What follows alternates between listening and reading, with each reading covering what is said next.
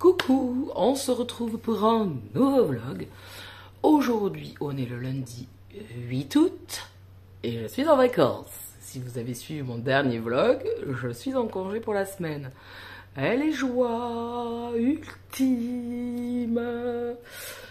Donc, quoi de prévu? Ce week-end, petite soirée avec les copines. J'ai dormi là-bas et tout. Donc, hier, je suis rentrée dans l'après-midi et j'ai fait quoi? J'ai regardé des films. Donc, on va pouvoir parler de pas mal de petites choses. Sinon, je vous laissais la dernière fois. Je vous avais pas montré les romans que j'étais en train de lire. Et on a quoi d'autre? Et oui, les réceptions que j'ai faites. Bon, je crois que là, on est parti pour un petit moment. Installez-vous, on reste ensemble. Moi, j'ai mon petit jus d'orange puisqu'il est... Ah, il est midi moins le quart quand même, donc je vais quand même me préparer dans pas longtemps. Parce que là, c'était farniente ce matin, j'avoue. Ah, petite farniente, il fait très beau. J'ai une semaine de vacances. Bon, de toute façon, je crois que cet été, tout le monde peut dire j'ai eu du soleil. On a tous eu du soleil, je pense. Donc bon, pas de jaloux, pas de jaloux. Donc, je vais vous montrer les deux lectures. Donc, je vous laissais la dernière fois, j'avais commencé Circé, en audio. En audio, ça, c'est un peu lent. Bon, c'est dû au récit, hein, c'est le récit qui est comme ça. Hein. Mais du coup, c'est pas très entraînant. Alors en plus, je n'ai pas beaucoup de moments d'audio ces temps-ci. Je pense que c'est toujours pareil, c'est par période. Hein, et là, à l'heure actuelle, j'en ai pas énormément. Donc je voudrais quelque chose voilà, qui sont entraînants, qui me booste à y revenir. Donc pour l'instant, c'est pas le cas. Donc je l'ai mis de côté. J'en suis là. Je n'ai pas beaucoup avancé en plus parce que c'est long quoi en fait, hein. C'est long. C'est pas désagréable à lire, hein. Pas du tout. Ouais. Mais autant, je me rappelle dans le Chant d'Achille, j'ai été alpaguée de suite et j'ai pas trouvé de longueur, j'étais bien dedans et ça m'a entraîné. Alors là, est-ce que c'est le fait que je le fasse en audio? Je me pose la question, je ne sais pas. Mais bon, je suis à 90 pages à peu près d'écouter. Donc là, il va rester un petit peu de côté. J'essaierai d'alterner avec le nouveau que j'ai commencé. Et je vous en reparlerai prochainement. Mais en tout cas, pour l'instant, il est mis de côté. Bon, voilà, ça se passe bien. Voilà, c'est le mythe de Circé. Après, c'est pas un mythe que je connaissais. Donc, est-ce que ça y joue? Ça, je pense pas non plus. Voilà, je me pose des questions. J'essaie d'analyser un petit peu mon avis sur cette lecture. Je pense que c'est l'audio qui fait que... il faudrait peut-être que je continue un peu plus à l'écrit, mais j'ai pas trop le temps non plus, c'est un peu le problème. Donc pour l'instant il va rester de côté, hein. C'est pas très grave, c'est pas comme si on n'avait pas de lecture pas de livre à lire. Donc du coup en audio-livre j'ai pris Darkness de Clore Smith et Juliette Pierce que j'ai acheté lors du festival Blacking parce qu'il serait temps quand même de les écumer, de les épurer dans ma pile à lire, ces romans que j'ai achetés il y a un mois maintenant. Voilà, pour mon LC Book Challenge, ça va payer cher si je n'avance pas. Donc là, je l'ai pris moi, un audio-livre. Il avait été dédicacé par Juliette. Les filles ont le faire lecture commune avec Ness, Anne, Anaïs, Julie et moi. Donc moi, je suis celle qui l'a pris en audio. Les filles vont le lire en papier. Voilà, donc pour l'instant, j'ai à peine commencé. J'ai écouté 5 chapitres. J'ai écouté 5 chapitres. J'attends de voir ce que ça va donner. Voilà. Pour l'instant, c'est très flou. C'est très flou. On a mis en place les protagonistes de l'histoire. On a eu l'événement, puisque si vous avez lu le pitch, ça se passe alors lors d'une tuerie dans un lycée. Mais on n'est pas à la même époque. Là, on est 10 ans plus tard. Donc, je pense qu'on va faire une alternance entre présent et passé. Moi, c'est un fonctionnement que j'aime beaucoup quand je lis des bouquins. Donc voilà, là c'est le tout début, donc on nous présente Cassius et Ellie, les deux héros de cette histoire. J'avais aimé Sinner Love, j'avais passé un bon moment de lecture avec Sinner Love, j'avais trouvé qu'il y avait quand même quelques petites répétitions, c'était un peu pénible. On avait bien compris le côté torturé de Darrow, donc voilà, ici elles ont toujours des prénoms en plus pour les personnages masculins qui sont assez sympas. La Cassius, pareil, ça me plaît bien. Donc écoutez, je ne vais pas vous piloguer 10 ans, j'en suis au tout début, donc je vais essayer de continuer. J'ai de l'arrosage à faire, j'ai la vaisselle à faire, etc., etc. Donc je pense que là, je vais m'écouter et me faire la bouffe aussi. Donc je vais m'écouter quelques petits passages et je reviendrai vous en parler un peu plus tard. Ensuite, je suis en train de lire, là je vais faire une insertion, je suis en train de lire, et pas des moindres, je suis joie ultime. Je suis en train de lire Fucking Love, le tome 8, For Temptation de Amélie C. Astier. On est ici dans la romance contemporaine elle-même, dans l'univers du porno. Je pense que ceux qui sont ici depuis longtemps, vous savez que c'est une saga que j'aime beaucoup. Au-delà, je ne suis pas allée dans cette série parce que c'était dans l'univers... Enfin, si, quelque part oui, un peu con quand même. Mais je veux dire, c'est pas le porno qui m'intéressait, c'était de savoir comment elle allait l'aborder et comment elle allait créer ses personnages dans cet univers-là. On a souvent l'image dans ces univers de quelque chose d'un peu faux, dans les scènes, voilà, des scènes de cul qui sont pas forcément réalistes et des fois aussi poussées à l'extrême et qui sont des fois un peu crades. Voilà, donc je voulais savoir comment Amélie allait aborder ce thème-là, et je pense qu'en fait, ce qui est le point énorme de cette saga, c'est qu'elle ne s'est justement pas focalisée sur le porno en lui-même, hein. C'est l'univers mis autour, mais l'intéressant, c'est les personnages en fait, c'est leur vie sur les plateaux, mais leur vie personnelle, les événements qu'ils vont traverser, leur passé, pourquoi ils sont comme ça aujourd'hui, qu'est-ce qui s'est passé. Alors, et on va alterner souvent entre... Attendez, hop, j'ai plus de batterie. On va alterner entre leur vie d'aujourd'hui et des événements de leur passé. Voilà, et dans chaque tome, vous avez, à part les deux premiers qui sont, et le tome 5 et 6 qui sont sur le même personnage, le tome 1 et 2 sont sur le même couple, parce qu'elle n'avait pas pu faire dans un seul tome, et tant mieux, parce que du coup, à la fin du 1, on a envie d'enchaîner avec le 2. Après, le tome 3 sont sur Archer et Damon. C'est des personnages que j'ai adorés, c'est mon préféré. Voilà, c'est mon préféré, celui-là, c'est le couple que j'ai adoré. Après, il y a Brooke et Lake.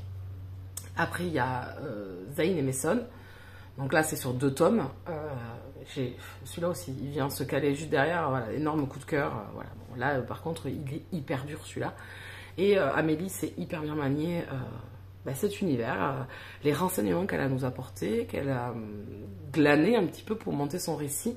Et dans ce tome 8, on va découvrir Ezio et Crow. Donc Crow, on le découvre à partir du tome 3, je crois.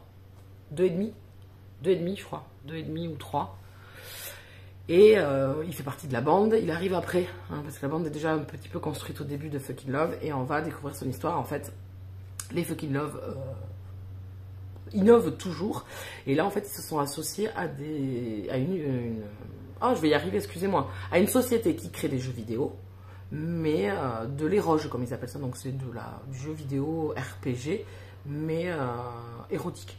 Voilà, donc ils vont s'associer avec cette société, et dans cette société le président c'est Ezio, et donc ça va être la découverte de Crow et Ezio que vous allez suivre depuis le tome, je sais plus, 3, 4, je sais plus.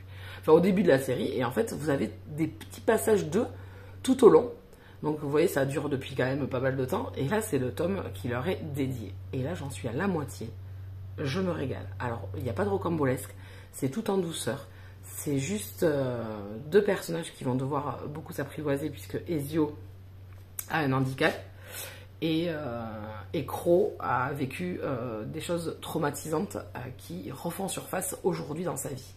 Voilà, donc on en est là et ils vont devoir s'apprivoiser. Et je me régale. Alors, j'ai pas énormément lu parce que j'ai pas eu le temps, mais en tout cas, j'en suis à la moitié. Je le savoure, ça passe crème. Il se passe pas énormément de choses, mais du coup, on se laisse porter et je savoure ma lecture. Je savais que ces 2 personnages allaient me plaire parce que ça faisait un moment que j'attendais leur tome, parce qu'elle a su nous teaser quand même depuis pas mal de tomes déjà. Et franchement, je ne suis pas déçue, je me régale. J'avais beaucoup aimé le tome 7, je pense que si je devais en choisir un dans la saga que j'ai le moins aimé, ça va être quand même très dur de vous dire lequel. Le 7, je pense. Quoique non, j'adorais Calem et Sawyer. Ouais, dans cette saga, en fait, dans chaque tome, elle arrive à se renouveler et c'est ce que j'ai adoré. Et on ne tombe pas dans le pathos, on ne tombe pas dans le cliché et on ne tombe pas dans le cracra. Voilà, c'est pas nous fournir des scènes de cul pour des scènes de cul, c'est pas nous être tout le temps dans ce studio de porno là, à faire des trucs. Non, au contraire, on est à l'extérieur souvent et on vit avec ces personnages leur vie de tous les jours. Et j'ai trouvé qu'elle sait se renouveler, elle écrit parfaitement bien. Je pense que cette saga, pour moi, c'est sa meilleure. Elle la maîtrise parfaitement, elle maîtrise les sentiments, les émotions. Là, l'handicap des yeux, je trouve qu'elle l'amène hyper bien. C'est très cohérent pour le moment. Je m'étais dit que ça va être... C'est dur quand même de porter avec des problématiques, des maladies que l'on ne côtoie pas ou que l'on ne connaît peut-être pas forcément. Et pareil, elle avait géré avec Sawyer et Caleb. Enfin voilà, moi cette saga, je sais que je vous en parle souvent. Je sais qu'elle peut rebuter peut-être par son titre ou par l'univers qu'elle va proposer. Mais ça va tellement au-delà de ça. En fait, moi j'ai envie que les gens y plongent là-dedans parce que c'est tellement plus que ça, cette saga. Enfin, vous allez adorer tous les couples et tous les personnages et toutes les problématiques. Elle aborde des sujets de société, elle a des sujets d'actualité de façon poignante, de façon cash, forte, simple aussi de notre côté. Voilà, moi c'est une saga que je surkiffe. Hein. Vraiment, j'ai un amour pour cette saga.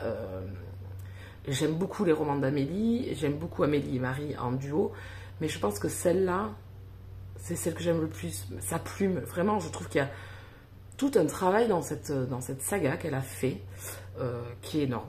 Mais même dans sa plume, dans les émotions. Là, j'ai lu des passages, là, je sais pas, ça vous met le... Je sais pas, ça transpire les émotions et ça, j'adore. Voilà, donc je suis en train de lire Fucking Love, le tome 8, que je m'achèterai bien évidemment. Là, je l'ai reçu en service presse, mais bien évidemment qu'il va venir dans ma bibliothèque. Ça, c'est obligé. C'est un beau bébé de presque 600 pages. Donc elle n'y est pas allée de la flemme. Déjà le tome 3 il était badass. Mais là, on est sur un beau bébé. Hein. On a accouché d'un truc, ça a eu du mal à passer je pense. Hein, parce que franchement c'est un peu gros. Je me régale. Donc, et il me reste à m'acheter le tome 3 qui n'est pas dans ma... C'est ceux qui sont le plus chers, on va pas se mentir, c'est ceux qui sont le plus chers. Hein. Les autres sont des formats un peu plus petits, donc ils sont un peu moins chers. Donc j'ai le tome 3 acheté. Et là ils sont en relié. Donc je pense que dans la bibliothèque ça va... pas matché bien évidemment, mais je m'en fous en fait. Je pense que quand même je vais me le prendre en relié, le tome 3, parce que c'est mon préf et que j'ai envie qu'il soit dans ma bibliothèque bien évidemment. Et donc du coup je pense que je vais me craquer, mais je craquerai pour le 8 aussi. Voilà, donc c'est une saga que j'aime beaucoup. Je suis en panique de me dire que très prochainement, très rapidement, on a l'impression que c'est loin, mais en fait non, en 2023 la série elle s'arrête, elle est finie. Je vais avoir beaucoup de mal à me dire que je n'en aurai plus de temps en temps à me foutre sous la quenotte. Ça va être un enfer. Je pense que je me la relirai du coup. Alors c'est rare que je reparte, mais là je pense que celle-là je me la relirai. Voilà, de me dire que ça sera fini, ouais, je sais pas. Bon, je me dis qu'il me reste encore. Elle a rajouté même un tome en plus, donc on va aller jusqu'au tome 10. Bon. Il en reste encore 2 et demi, je crois, parce qu'il y a une nouvelle aussi qui vient s'intercaler, me semble-t-il. Donc il reste au moins 2 tomes et demi, 2 parutions et demi à faire. Donc je serai là, hein, vous vous doutez bien. Vous vous doutez bien. Et là, voilà, on est parti sur un autre thème. Et franchement, elle maîtrise, quoi. On sent qu'elle a travaillé son sujet. Et... Allez, je vais arrêter parce que je vais vous saouler sinon. Donc j'ai fait quelques petites réceptions, non, achats plutôt, et réceptions. Donc j'ai eu une petite réception des éditions L'Archipel. J'ai reçu Le Cercle de Pierre, une enquête de Washington Poe de M.W. Craven. Donc ils sont des normes du suspense de chez L'Archipel. On est dans un tueur en série, je crois, qui tue des personnes de plus de 60 à 70 ans. Voilà, donc écoutez, le pitch m'avait bien plu. On est avec un nouveau enquêteur en plus, donc l'enquêteur c'est Washington Poe. Donc écoutez, je me suis dit c'est le début, je vais tester. Donc là c'est les épreuves non corrigées je crois, c'est pas la démo finale je crois, d'après ce qu'elle nous a dit Mylène.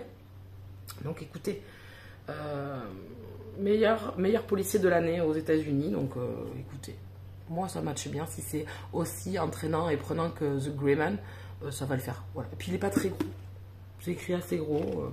Bon, ça devrait passer crème, voilà. Moi, j'aime bien les trucs avec des enquêteurs où on va les avoir sur plusieurs tomes, genre Bernard Minier, Franck Tillier, enfin voilà, avec leurs enquêteurs. Moi, c'est un concept que j'aime beaucoup.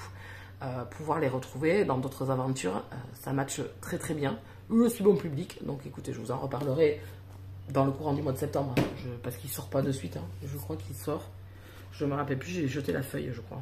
Je sais plus quand c'est qu'il sort. En septembre, je crois. Je crois. Mi-septembre, je crois. Mais quel boulet, je vous jure. Mais oui, mais je me tarterai des fois. Hein. Il sort le 22 septembre. Donc j'ai encore un peu de temps devant moi. Je vous en parlerai dans le courant du mois de septembre. Donc je suis passée à la librairie m'acheter une ramette de papier pour ceux qui avaient suivi sur Instagram. Oui, au boulot, j'avais besoin d'une ramette de papier. Donc je m'en vais à ma librairie plutôt que de commander sur Amazon ou dans des trucs de fourniture de bureau. Je me dis, le temps que ça arrive, autant aller me dépanner à ma librairie. qui dit arrêt à la librairie, dit ziotage des bouquins. Bah, quand même, hein, s'il vous plaît. Donc j'ai acheté 2 romans dans le même thème. Le premier, c'est Terminus Auschwitz, un journal d'un survivant de Eddie D. Wind. Donc c'est un homme qui a survécu à Auschwitz et qui a été dans les baraquements du docteur Mengele avec ses expériences. Alors, dans les lectures d'Auschwitz que je fais, j'évite toujours les romans où on va parler de cette partie-là, dans les baraquements où Mengele a fait ses expériences sur des femmes, enfin, sur des enfants, sur des bébés, enfin toutes ces atrocités. C'est pour ça que je n'ai jamais lu le livre, c'est quoi, Bob, je crois, sur cet enfant arien conçu, enfin... Bref, c'est vraiment... les Ben Born, c'est pareil, j'en lis peu. J'en avais lu dans Un bout de cannelle et d'espoir de Sarah McCoy. Et ça m'avait fortement perturbé quand même, hein, on va pas se mentir. Que ça soit du côté expérience sur des enfants juifs ou même sur le Les Ben Born. Hein, c'est un truc voilà, où on a utilisé ces femmes pour faire une armée aryenne. Enfin... non mais les gars, mais sur quelle planète vous vivez, quoi? Donc voilà, donc écoutez, je vous en reparlerai. Donc il y a une histoire d'amour aussi, hein, puisqu'il tombe amoureux en fait d'une femme qui est dans le baraquement justement où Mengele fait ses expériences. Donc je pense que ça va être hard. J'avais pas entendu forcément parler de ce roman, je ne l'avais pas vu passer, donc là il est sorti chez J'ai lu, même en grand format, quand il a dû sortir en grand format, j'ai pas fait gaffe, donc je vous en reparlerai. Le récit rare et glaçant, écrit dans l'urgence d'un déporté témoin des horreurs commises par Joseph Mengele. Je pense que je vais être en PLS, les gars. Je pense que derrière, il va me falloir, je ne sais pas moi, Martine part à la mer, oui a pris sa voiture, ou un truc comme ça, quoi. Parce que je vais décéder, les gars. Et le deuxième qui me fait envie, qui est dans ma pile à lire, dans ma wishlist, pardon, pas dans ma pile à lire, dans ma wishlist, depuis sa parution en grand format, il est sorti chez Albert Michel, je crois, me semble-t-il, si je ne dis pas de... c'est Le Magicien d'Auschwitz de J.R. Dos Santos. Il est sorti en poche chez Pocket. Le tome 2 est à paraître là au mois d'octobre pour le... Je pense que je me l'ai récupéré si j'aime celui-là. Donc ça veut dire qu'il faudrait que je le lise en septembre. En octobre, au Salon du Livre de Gradignan à Bordeaux. L'auteur est présent et le tome 2 sera sorti chez Pocket. Le tome 2, c'est Le Manuscrit d'Auschwitz. Ça me permettra de découvrir cet auteur dont j'entends parler depuis... Alors, voilà, si vous lisez du Ravel et Giacometti, si vous lisez du Dan Brown, etc., tous ces auteurs-là, bien évidemment que cet auteur, vous en avez entendu parler. Et c'est mon cas, parce que moi j'ai lu quand même un peu de Dan Brown et j'ai tenté Ravel et Giacometti et j'ai adoré. Donc écoutez, celui-là faisait partie de ces auteurs qu'il me reste à découvrir, qui sont un peu... les stars, on va dire, dans leur domaine, un petit peu dans le polar ou le thriller ésotérique.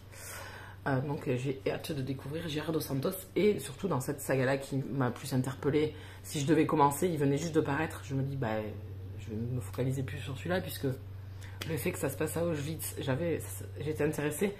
Pareil, dans Giacometti et Raven, ça se passe, on est toujours derrière un fond de Seconde Guerre mondiale, dans la franc-maçonnerie avec son enquêteur.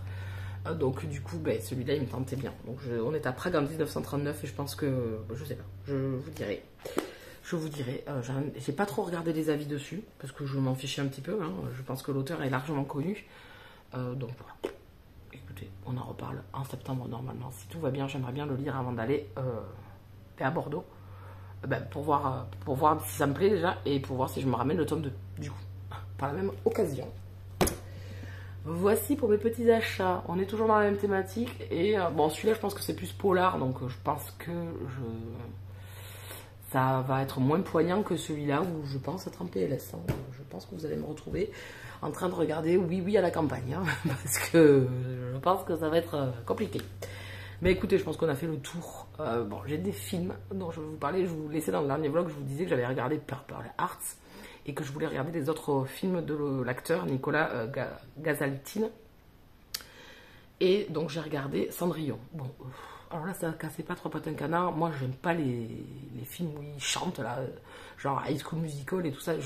Ça ne m'intéresse pas en fait. C'est quand ils se foutent à chanter là, je suis là, mais allez, 3 minutes de chanson, j'avance. Voilà, bon, c'était voilà, un autre remake, encore une fois, de Cendrillon. Aucun intérêt. Enfin, pour ma part. Chacun ses goûts, mais pour ma part, je le savais, hein. Mais voilà, c'est très basique, voilà, c'est pas super bien. Le jeu d'acteur n'est pas génial. Voilà, bon, pour ma part. Si vous l'avez vu, que vous avez aimé, je peux comprendre aussi si vous êtes féru de Disney, mais moi, c'est pas mon cas en fait. Donc, je pense que la problématique, elle est là aussi. Voilà. Bon. Voilà, et j'ai regardé donc, par contre, Freedance. Donc, celui-là, par contre, je l'ai beaucoup aimé. Et Nicolas joue un musicien qui s'appelle Johnny, un musicien qui joue du violon. Et il va rencontrer une danseuse de danse classique dans la rue, parce qu'il lui, il joue du violon dans le métro new-yorkais. Et ça va être la rencontre de ces deux jeunes gens que tout oppose un petit peu, je dirais, et qui vont s'entraider. Et fidèle, il y a... alors ça, c'est le basique que vous trouvez dans tous les films de danse, il y a toujours un concours. Voilà, donc ils vont participer, comme dans Sexy Dance, etc. Ils vont participer à un concours. Ils vont s'unir pour essayer de gagner ce concours. Voilà, et il y a une histoire d'amour. Et dedans, il y a aussi du hip-hop, du street, du violon. Enfin, vraiment, il est super bien. La fin est vraiment vachement bien. C'est hyper entraînant. La chorégraphie est sublime, mais vraiment sublime. Ça se marie super bien. Les deux univers du classique et du street hip-hop, là, ça se marie hyper bien. J'ai adoré. Voilà, j'ai passé un très bon moment. C'est basique, rien de révolutionnaire. Là, on est dans une romance, si vous avez déjà vu, je sais pas, les Sexy Dance, les Oné, enfin tous ces films que moi j'ai déjà vus, que j'adore, on est sur la même chose. Voilà, il n'y a rien de révolutionnaire. On est dans le même schéma, un peu le même scénario, on va dire. Mais bon, moi ça m'a fait passer le temps. Je l'ai bien aimé. Je me le suis pris à... Enfin, je l'ai acheté. Je l'ai acheté parce qu'il était à la location sur Prime. Et je l'ai acheté, il était 6 €. Donc voilà.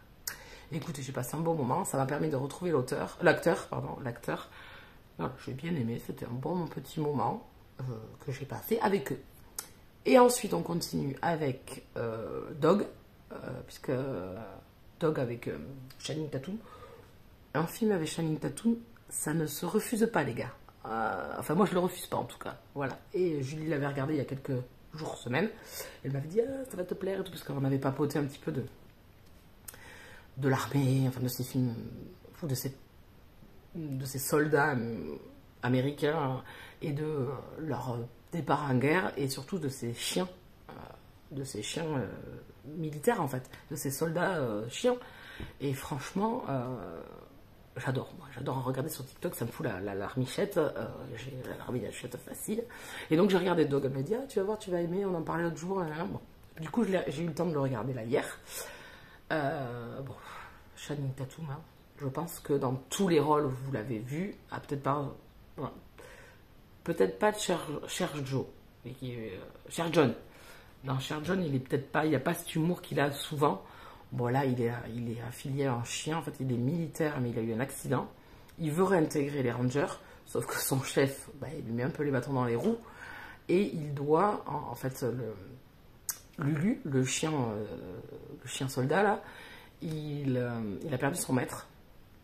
Et les obsèques se passent dans le sud des États-Unis, à la frontière mexicaine. Et donc, le périple va démarrer pour lui, là, pour Channing Tatum et son chien. Et ce chien pour aller aux obsèques. Donc ils partent d'aventure en aventure. Ce chien est en fin de course puisqu'ils veulent le piquer parce qu'il est devenu dangereux. En fait, il a perdu son maître.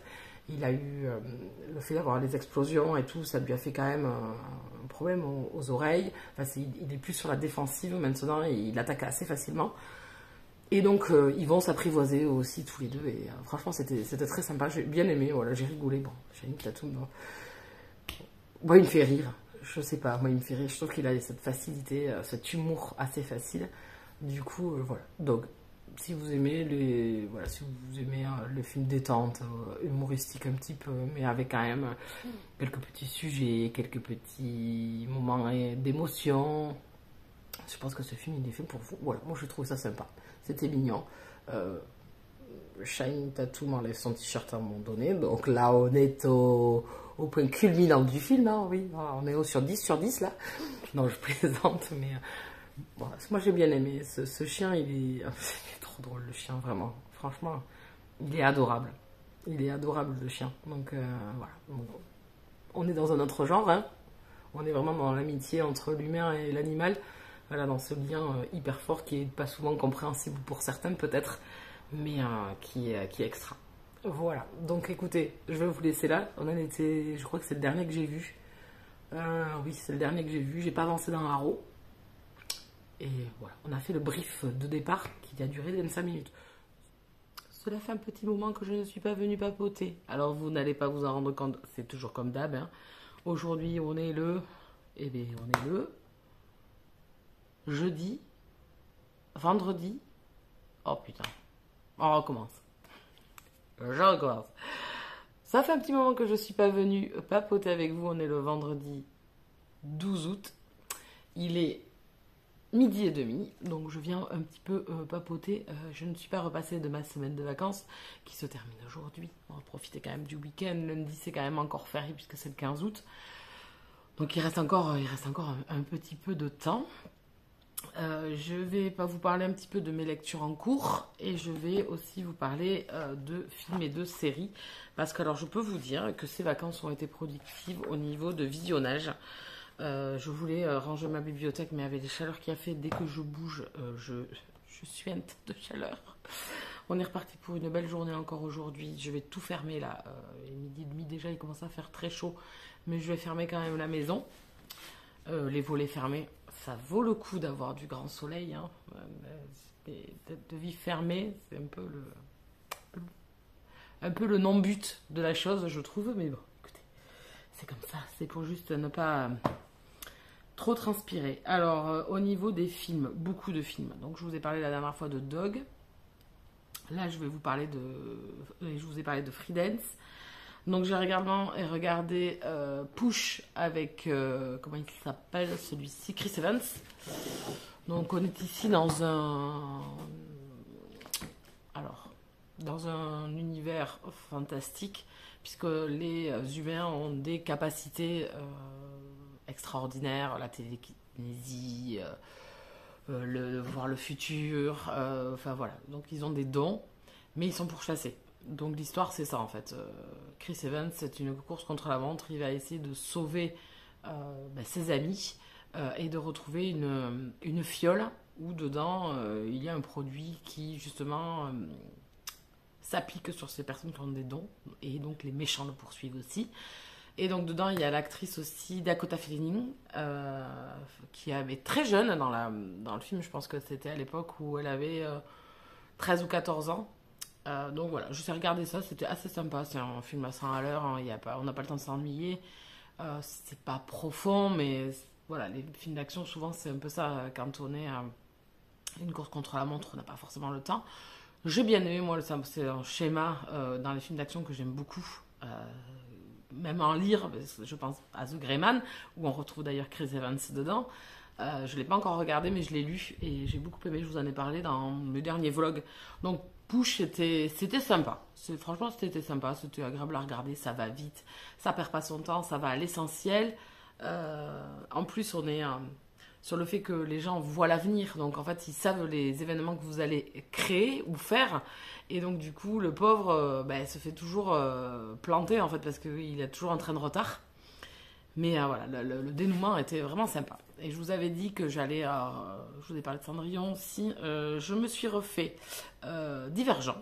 Donc je me suis refait les 3 films de Divergent avec Theo James et Charlène Weasley, je ne sais pas trop comment on le prononce.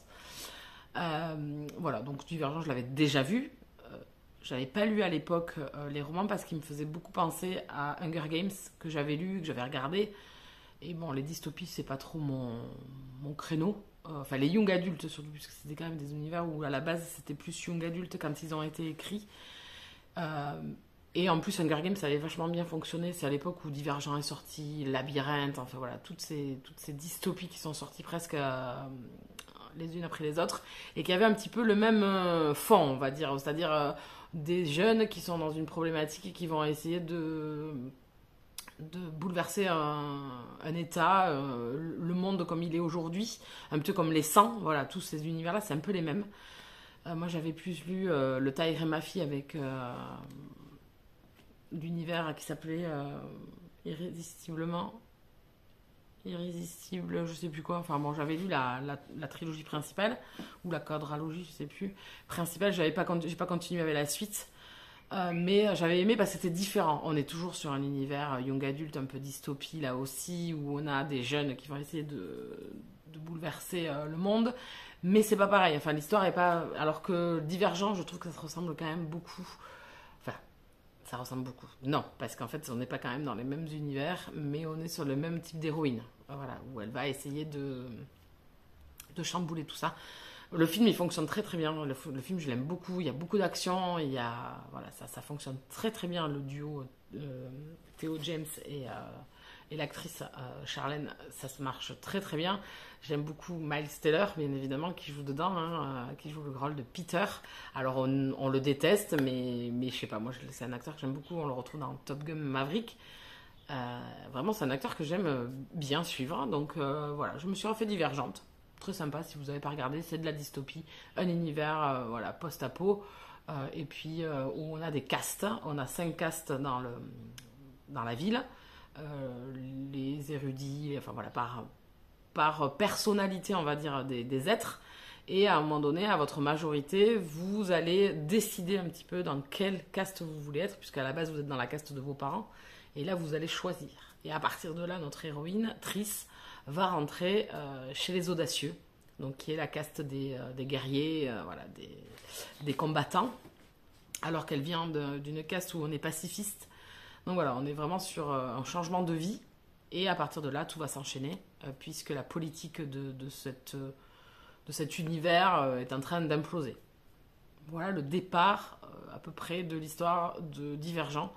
Vous l'avez en 3 films, il n'y a jamais eu le dernier opus en film, puisque les livres, il y en a 3 ou 4, je sais plus, et ils ont voulu découper, il y en a 3 je crois,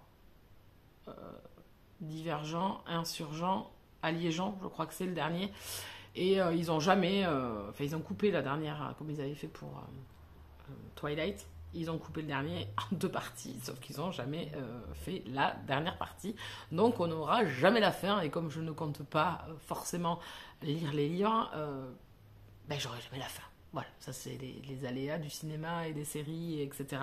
C'est le truc qui me gonfle fortement. Voilà, donc je me suis fait Divergente, et j'ai regardé aussi, je suis restée... Alors là, j'étais vraiment dans un push Divergent, et j'ai regardé aussi Cow Walking avec Tom Holland. Moi j'aime beaucoup cet acteur, Tom Holland. C'est un jeune acteur que j'aime, je sais pas, je le trouve charismatique, il me fait poiler, j'aime beaucoup sa façon de jouer.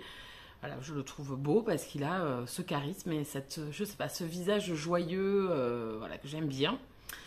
Et donc je me suis regardé Cow Walking, et là c'est pareil, c'est de la SF là, par contre, donc je suis restée vraiment dans des univers SF fantastiques, voilà, donc je sais pas, moi quand je commence quelque chose, voilà, je fais, la dernière fois c'était grâce à Purple Heart, je me suis refait 3-4 films d'amour, et là j'étais comme dans des films fantastiques, et du coup j'ai continué parce que voilà, après en film j'aime tout, donc comme dans les livres j'aime à peu près tout. Donc Cow Walking, c'est quoi? C'est une terre, c'est une planète, pardon. Non, c'est pas la Terre, c'est une planète. Alors, je ne sais pas, Saturne peut-être, je ne sais pas trop. Enfin, dans un système solaire où des humains vivent, et en fait, c'est une communauté que d'hommes qui en fait font du bruit. En fait, toutes les pensées en fait sont évacuées de leur cerveau, et tout le monde peut les entendre en fait. Donc du coup, ça crée un bruit comme une onde qui sort, en fait, et cette communauté, en fait, il n'y a pas de secret, tout le monde doit filer doux et marcher droit, on va dire.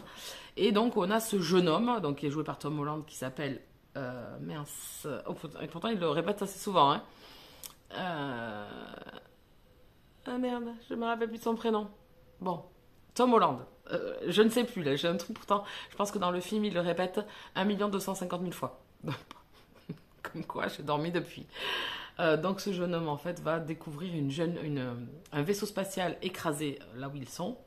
et il y a une jeune fille. Alors sachant que la communauté où il vit, il n'y a plus de femmes depuis des années et des années. Donc pour lui, il n'en a jamais vu non plus, puisque sa mère, quand elle a couché de lui, elle est décédée très rapidement. Donc il n'a jamais vu de femme. Donc cette jeune fille, en fait, atterrit près de leur communauté. Et le chef de cette communauté, bien évidemment, va faire même base sur cette jeune fille parce qu'elle va faire des appels satellites pour que les vaisseaux avec lesquels elle est venue viennent la dépanner. Voilà, donc c'est une course-poursuite là aussi. Tom Holland va lui venir en aide et ils vont essayer d'aller se mettre à l'abri. Et les méchants vont les poursuivre. Voilà, donc ça se matche très très bien. C'est assez sympa. Ça finit sans se finir. Voilà, c'est pas un truc qui est terminé. J'ai passé un bon moment. Voilà, ça se laisse regarder. Je l'avais pas regardé. Ça fait un moment qu'il était que je le voyais passer dans ma grille sur Prime Vidéo. Et puis, écoutez, c'était pas mal. Donc celui-là, vous pouvez le trouver sur Prime Vidéo. Push, vous pouvez le trouver sur Prime Vidéo.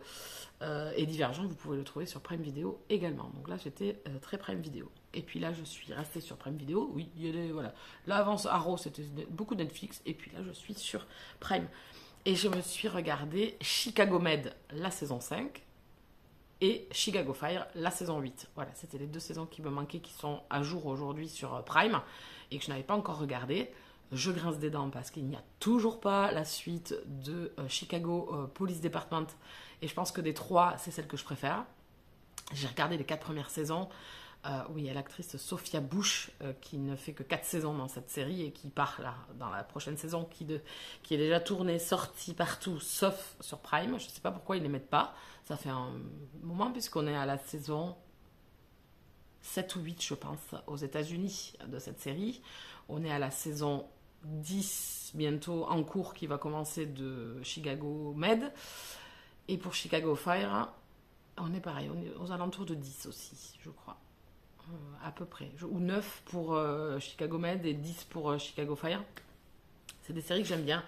Parce que dans ces 3 séries, hein, elles vont ensemble en fait. Même si elles se regardent séparément si vous le voulez aussi. Chaque série a ses propres épisodes. Mais il y a beaucoup de crossover. Il y a beaucoup de mélanges où les personnages de Chicago Fire vont aller dans Chicago Med, et etc. Et ça, moi, j'adore. Dans Arrow, vous savez que les crossovers entre les séries là, du Arrowverse, j'adore. Et là, c'est pareil. Et à l'époque, quand je regardais Buffy, ils avaient fait pareil avec quand ils ont déclenché la série, le spin-off avec la série Angel, ils ont fait quelques crossovers. Et là, c'est pépitas des bananas. Hein. Voilà. Bon, pour les addicts de Buffy, voilà. Angel aussi, c'est une série qui est différente de Buffy quand même, mais bon, revenons à nos moutons. Bref. Donc ici, je me suis fait la saison 5 de Chicago Med. Alors je sais pas si je suis dans une période plus émouvante, mais j'ai beaucoup versé la larme. Il y a vraiment de beaux épisodes. Alors, Dick Wolf est un réalisateur ou un producteur, je sais pas trop, qui fait beaucoup de séries comme ça, hein, qui sont dans l'univers policier, médical, voilà, où il a toujours ses personnages et c'est des saisons et des saisons et des saisons. C'est un réalisateur, un scénariste très connu aux États-Unis. C'est une série alors où il y a toujours du bon, hein, c'est-à-dire qu'on va traiter des sujets d'actualité qu'on voit à travers le monde. Et on va parler de l'adoption, on va parler de l'homosexualité, de la transsexualité, on va parler d'amour, on va parler de liens familiaux, on va parler d'enfants battus, on va parler de viol, on va parler de gangs, on va parler, voilà, dans toutes ces séries, en fait, on est vraiment sur des sujets que l'on trouve dans beaucoup de séries ou de films, hein, c'est rien de révolutionnaire, et avec un côté très héros, en fait, hein, très, comment dire, très good vibes, voilà, très alors même s'il y a des épisodes qui sont très durs, je trouve que c'est quand même toujours dans le bienveillant, dans l'humain qui donne tout en fait. Ces médecins, pompiers et ces flics donnent tout pour les autres en fait, pour venir en aide aux gens, pour les aider et tout, envers et contre tout, même s'ils ne les connaissent pas, voilà, ils ont vraiment ces trucs de justicier un petit peu. Donc voilà, c'est toujours poussé à l'extrême, mais en fait, je me dis, pourquoi pas? Pourquoi pas avoir des séries comme ça où on est dans le bienveillant, où ça nous met de la chaleur au cœur, et sur des épisodes où on aurait des épisodes vraiment qui m'ont vraiment touché dans Chicago Med, là, dans la saison 5. Et Et pourquoi pas, en fait, avoir après un genre de cocooning au cœur voilà, qui vous fait du bien. Donc c'est le même type de série que New York Unité Spéciale, que Esprit Criminel, voilà, bon, dans un autre genre, mais voilà, où on va avoir nos personnages de saison en saison. Ce que j'aurais reproché à Chicago Fire, c'est qu'à partir de la saison 2 ou même 3, on a changé beaucoup de personnages à chaque fois. C'était des personnages qui n'étaient jamais récurrents au bout d'un moment. Ils font partie de la caserne et puis on changeait d'acteur, etc. Et ça, c'est saoulant en fait. Parce qu'en fait, nous, on a envie, quand je regarde ce type de série-là, comme Urgence, comme Grey's Anatomy, c'est de retrouver mes personnages. Et en fait, il y a des personnages auxquels je m'étais attachée dans Chicago Fire et qui ont fait qu'une saison, qui ont fait que 20 épisodes, qui ont fait que 15 épisodes, qui sont devenus récurrents, mais qui ne sont pas restés assez longtemps. Et là, bon, cette saison 7-8... on est toujours 6, 7, 8, ouais, 7, 8. On est sur les mêmes acteurs. Et là, il y a un nouvel acteur qui est rentré, c'est Roberto. Non, pas Roberto. Si, c'est Roberto. Rosendo, donc qui joue Simon dans la série Shadowhunter. Je ne sais pas si vous l'avez regardé cette série, je vous en ai déjà parlé. Donc, il est rentré dans le cast comme pompier dans Chicago Fire. J'espère qu'il va y rester. J'ai commencé à fouiller parce que c'est la première chose que je fais quand il me donne un nouvel acteur. J'aime bien que ces acteurs-là restent. Le but, c'est ça, en fait. C'est de me familiariser avec eux et de les apprécier. Ils rentrent dans la famille du 51, donc c'est pour, en fait, moi, me familiariser avec eux. Donc, j'espère qu'il va rester. J'ai commencé à regarder. Bon, normalement, jusqu'à la saison 9, il est encore là encore. Et je crois qu'à la 10 aussi.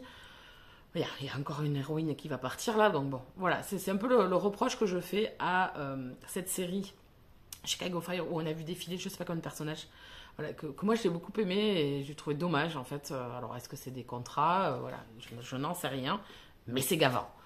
On l'a moins sur Police Department puisque Sophia Bush a fait quand même 4 saisons. Là après on va redémarrer avec une autre actrice qui va la remplacer en fait, hein. Pas dans son rôle mais qui va venir dans l'unité et qui reste en fait. Donc bon, on la voit dans... moi je la vois dans les épisodes là, puisque je suis pas au même niveau dans les 3 séries. Et donc je me suis fait également Chicago Fire, la saison 8, que j'aime beaucoup. J'apprécie vraiment, c'est une série des 3 que j'aime le moins. Police Department, le Med et après le Fire.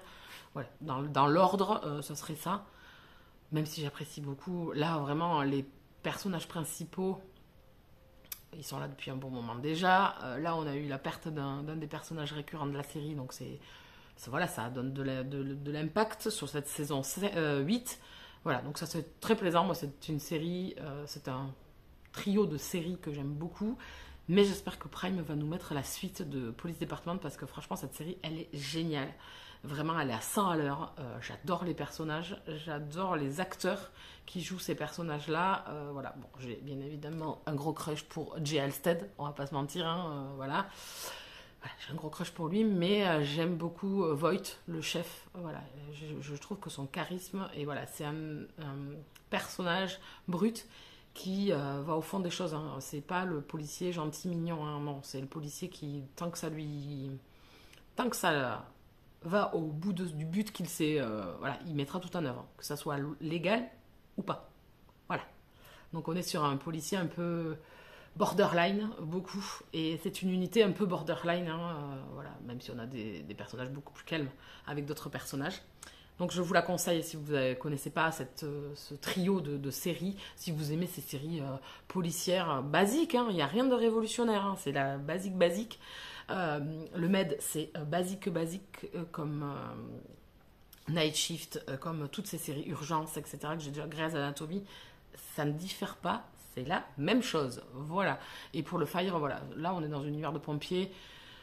Il y en a aussi, donc voilà, c'est vraiment classique du genre, mais ça match très très bien. Voilà pour mes visionnages. Je vais vous laisser là. Je pense que je viendrai vous parler lecture, puisque j'ai toujours pas fini Fucking Love, donc je viendrai vous en parler. Il me reste pas grand chose, il me reste 10%. Donc je vais aller terminer. J'ai avancé par contre sur Darkness. Je suis à 200 pages de lu sur les 550, je crois. Donc je reviendrai vous en parler. Un peu plus tard, je vais pas faire 50 000 avis sur ces 2 lectures. Ça se passe bien. Alors là, ça se passe hyper méga bien. Hein, voilà, Fucking Love 8, je le savoure, je grignote du Ezio et du Croc, tranquillement. Donc j'ai bientôt terminé, donc vous vous doutez bien que ça sera une super lecture, on va pas changer les bonnes vieilles habitudes. Et pour Darkness, ça se passe bien pour le moment, j'attends de voir, j'ai quelques bémols, voilà, mais c'est personnel. Donc je vous expliquerai tout ça, mais pour l'instant ça se passe bien, ça se lit hyper bien par contre. C'est très bien écrit, on a du point de vue alterné, donc ça amène de la puissance au récit, on a du, voilà, pour le format du récit. Voilà, pour ça. Ça se passe bien, les bémols, je vous les expliquerai, je pense, à la fin. J'attends d'avoir lu la deuxième partie, mais c'est pas mal. Enfin, c'est très bien écrit. Je connaissais déjà la plume des deux auteurs, donc ça matche très très bien. C'est dynamique parce que les chapitres sont courts, donc on échange, on va d'un chapitre à un autre assez rapidement. Voilà, les 200 pages, vraiment, je les ai écoutées, mais alors vraiment par petits bouts. Et du coup, ça avance, ça avance, ça avance. Donc, bon, je vais prendre mon temps. Je vous dirai quand j'aurai terminé ces deux avis. Et puis, je vais vous laisser là. Et puis, je vais aller... Nouvelle partie du vlog. On est le mardi 17 août. Donc, je vais venir vous parler des lectures que j'ai terminées et clôturer le vlog en fin d'avis. Donc, on va parler de Fucking Love, le tome 8. Et on va parler aussi de Darkness. On va commencer par Fucking Love, le tome 8. C'était la lecture en cours. Je vous en ai parlé juste avant. Je l'ai terminé. Je vais vous faire un avis. Alors, je ne vais pas spoiler. Je ne vais pas rentrer dans les détails de ce tome 8. Dans cette saga Fucking Love, on va suivre des hommes dans une société qui travaille le sexe, puisqu'ils font du porno. Dans chaque tome, vous avez un couple mis à l'honneur. Dans les deux premiers tomes, c'est les mêmes. Dans le tome 3, on change, et le tome 4 également. Dans le 5 et le 6, on va avoir les mêmes. Dans le 7, on va avoir un autre couple, et dans ce tome 8, on va en avoir encore un nouveau. Donc voilà, on change assez souvent. Il y a des petits tomes intermédiaires aussi pour les retrouver à certaines périodes de l'année, des périodes plutôt phares, des dates phares. Voilà, donc on est au tome 8, avec des petits tomes intermédiaires, comme je vous disais, qui sont plus des nouvelles. C'est une saga dont je vous parle très souvent, c'est une saga que j'aime énormément, c'est de la romance contemporaine elle-même. Il y a bien sûr un peu d'épicé dedans, on va pas se mentir.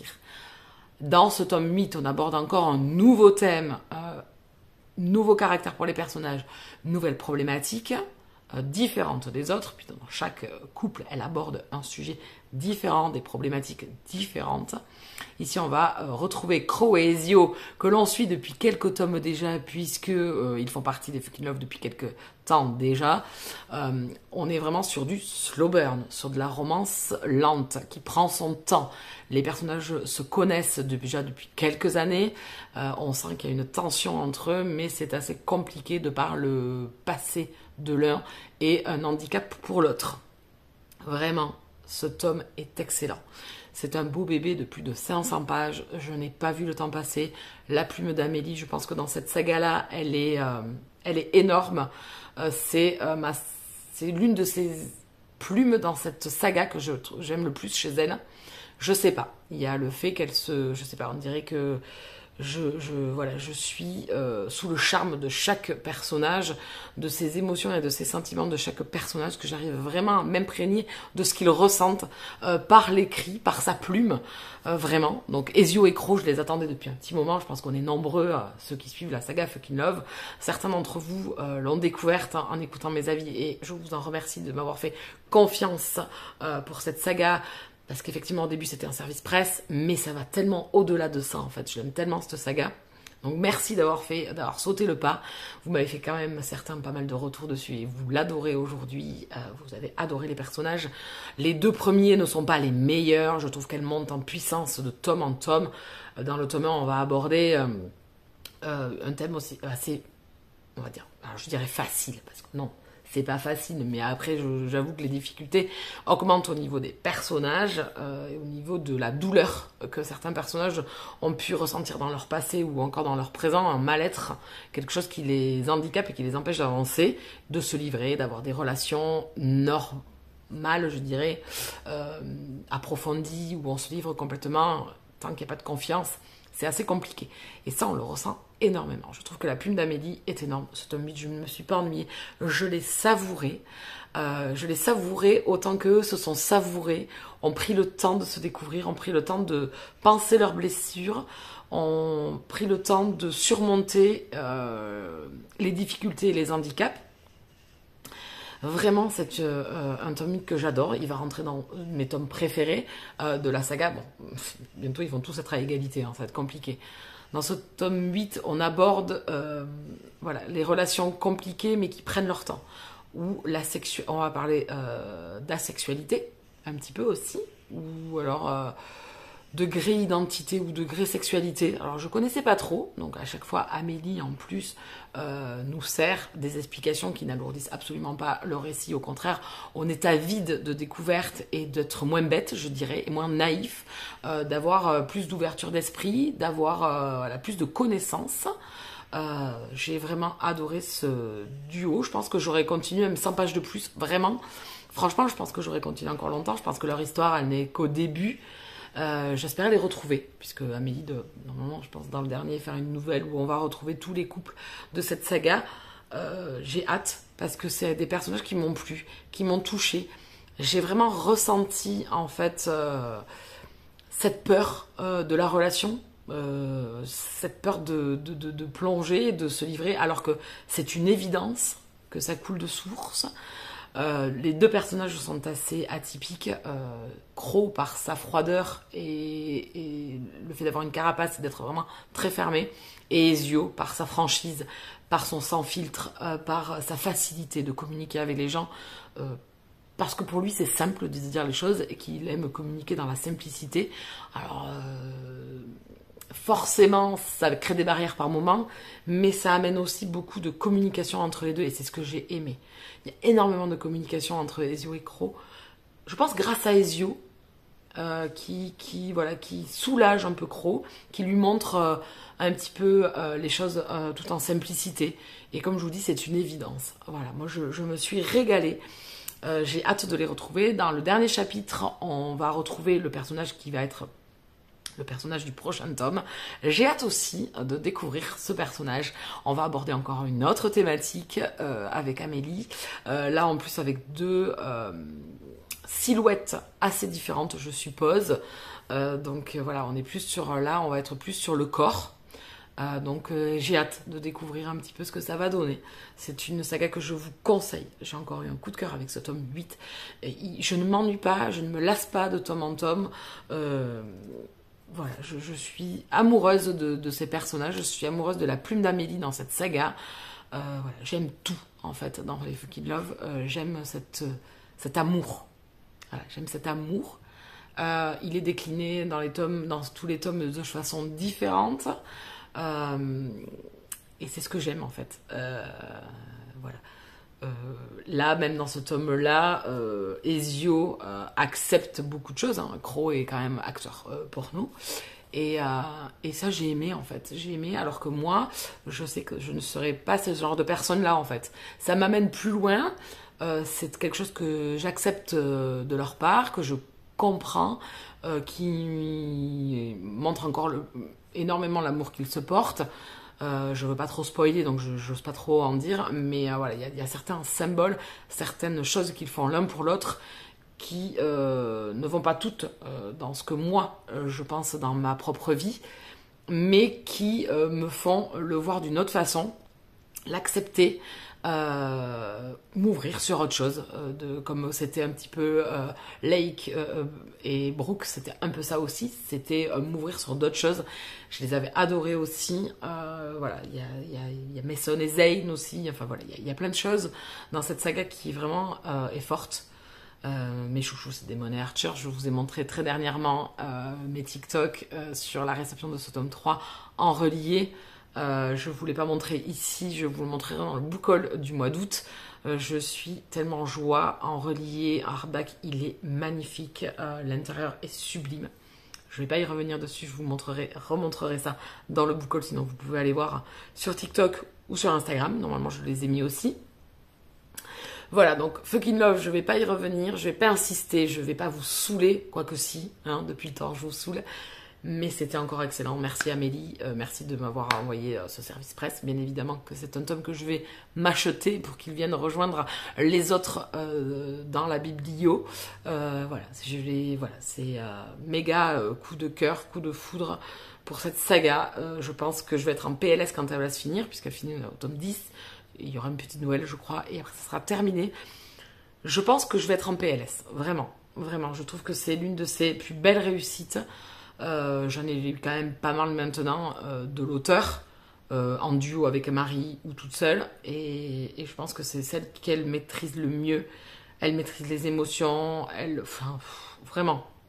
Bon, voilà, gros coup de cœur pour ce tome 8. Et j'ai hâte d'avoir la suite, bien évidemment. Maintenant, il faudra patienter, puisque ça sera qu'en 2023, je crois, le prochain tome. Donc écoutez, on sera patient, hein. J'aime toujours un peu me mettre sous la quenotte une fois par an, et des fois avec des nouvelles, etc. Donc c'est toujours plaisant. Voilà, n'hésitez pas, ne vous laissez pas arrêter par le fait que ça soit dans l'univers pornographique. Alors oui, on va y être dedans, mais c'est amené d'une façon... Alors elle aborde le porno artiste, qui est quelque chose de plus... alors safe, sain...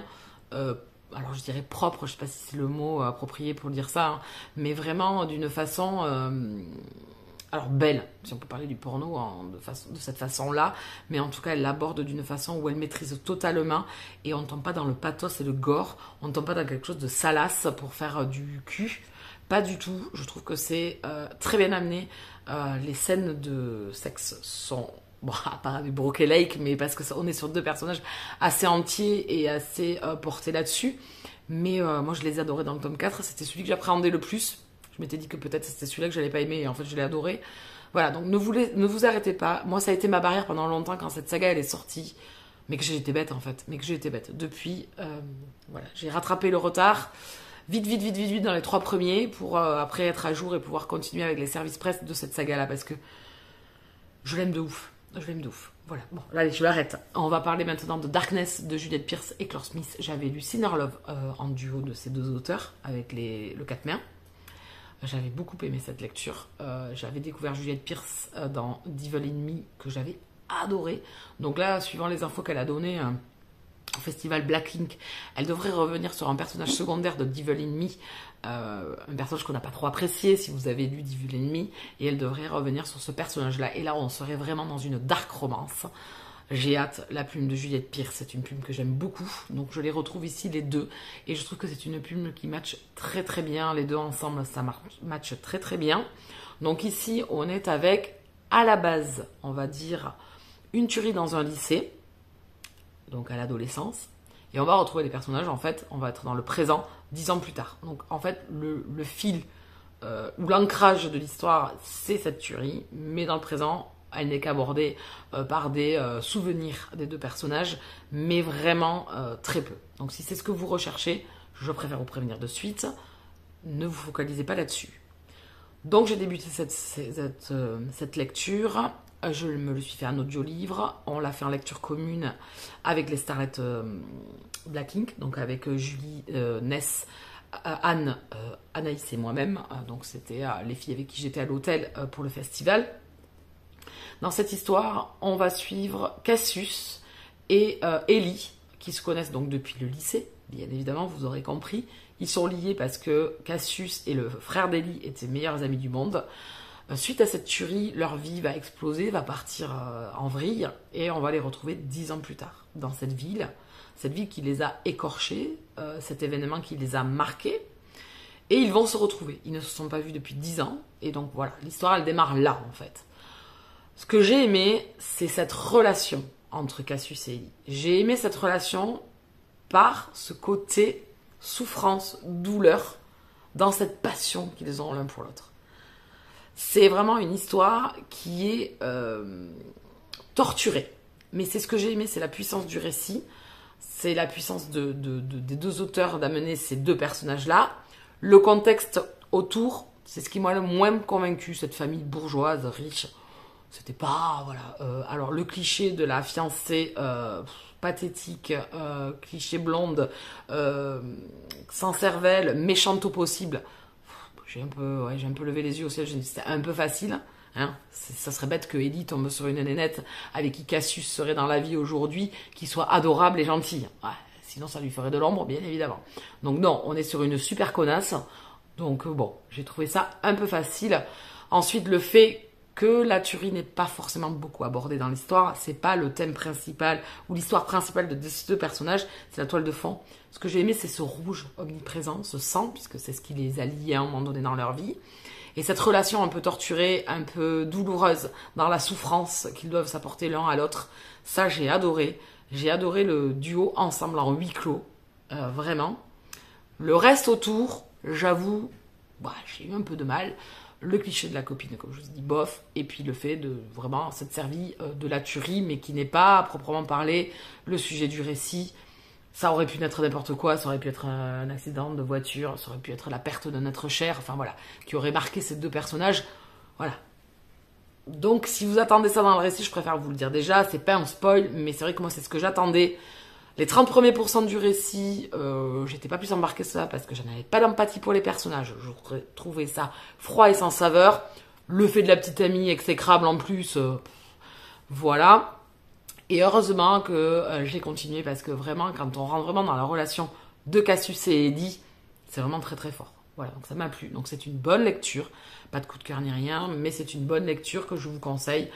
Malgré mes petits bémols que je vous ai énoncés et ce que vous auriez pu attendre dès le départ par le fait de la tuerie, non.